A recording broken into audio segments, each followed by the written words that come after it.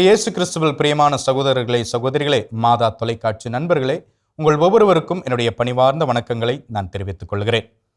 இன்று நமக்கு கொடுக்கப்பட்டிருக்கும் இறைவார்த்தை நம்மை அவரை தொட்ட அனைவரும் நலமடைந்தனர் என்ற கருத்தியலோடு சிந்திக்க நம்மை ஒரு உயிரோட்டமுள்ள காட்சிக்குள் அழைத்து செல்கிறது. இயேசு கெனசரேத்து பகுதிக்குள் கரை சேர்கிறார். அவர் பேசுவதற்கு முன், அவர் கற்பிப்பதற்கு முன் அவர் இருத்தலே மக்களுக்கு போதுமானதாக இருக்கிறது. முதலாவது, இயேசுவை அடையாளம் கண்ட மக்கள். மக்கள் இயேசுவை இன்னார் என்று கண்டுணர்ந்தார்கள். இயேசு யார் என்பதை அவர்கள் கேள்வியாய் மட்டும் கேட்கவில்லை, அறியவில்லை. மாறாக அவரை அனுபவத்தில் அவரை முழுவதுமாக அறிந்திருந்தார்கள். இன்று நாம் கேட்க வேண்டிய கேள்வி இதுதான்: நான் இயேசுவை பெயரளவில் மட்டும் அறிந்திருக்கின்றேனா, அல்லது வாழ்க்கையை மாற்றும் ஆண்டவராக நான் அறிந்திருக்கிறேனா? அவரை உண்மையாக அறிந்தால் அவரை தேடும் வேகம் நம்முள் இன்னும் அதிகமாகவே பிறக்கும். இரண்டாவது, நோயாளர்களை ஏந்தி ஓடிய மக்கள். மக்கள் ஓடுகிறார்கள் தங்களுக்காக அல்ல, மாறாக மற்றவர்களுக்காக, பிறருடைய நலனுக்காக ஓடுகிறார்கள். நோயாளர்களை படுக்கையோடு தூக்கி கொண்டு வருகிறார்கள் என்று நாம் பார்க்கிறோம். சிரமம் ஒரு தடையல்ல, தூரம் ஒரு தடையல்ல, இது நம்பிக்கையோடு கூடிய ஒரு அன்பு. இன்றைய உலகில் பலர் வேதனையில் படுத்திருக்கிறார்கள். உடல் சோர்வால் மட்டுமல்ல, மனநோய், தனிமை, நம்பிக்கை இழப்பு, ஆறுதல் இல்லாமை என்று சொல்லி அநேக காரியங்களால் படுத்திருக்கிறார்கள், முடங்கி இருக்கிறார்கள், தங்களையே ஒடுக்கி கொண்டிருக்கிறார்கள்.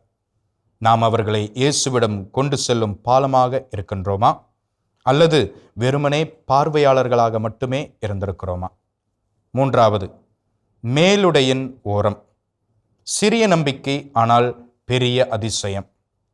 மக்கள் கேட்கிறார்கள், அவருடைய மேலுடையின் ஓரத்தையாவது நாங்கள் தொடுவதற்கு எங்களை அனுமதியுங்கள் என்று. பெரிய உரையாடல் இல்லை, பெரிய சடங்கு இல்லை, பெரிய சம்பிரதாயம் இல்லை, சிறிய தொடுதல்தான்.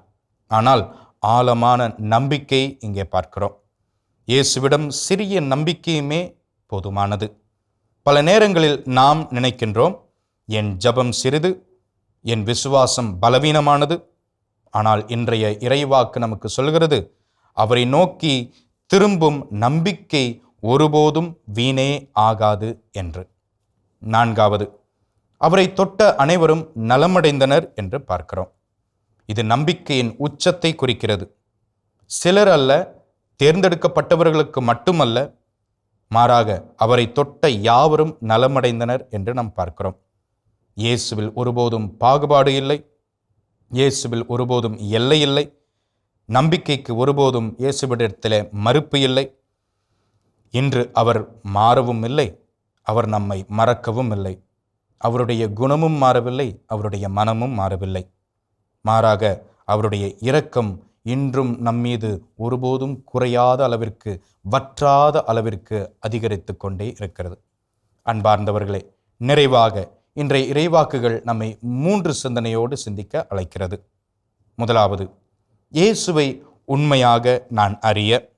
இரண்டாவது, மற்றவர்களை நான் இயேசுவின் அருகில் கொண்டு வர. மூன்றாவது, எந்த நிலையிலும் அவரை தொட துணிவுடன் முன்வர. இயேசுவுக்கே புகழ், இயேசுவுக்கே நன்றி. மரியே வாழ்க.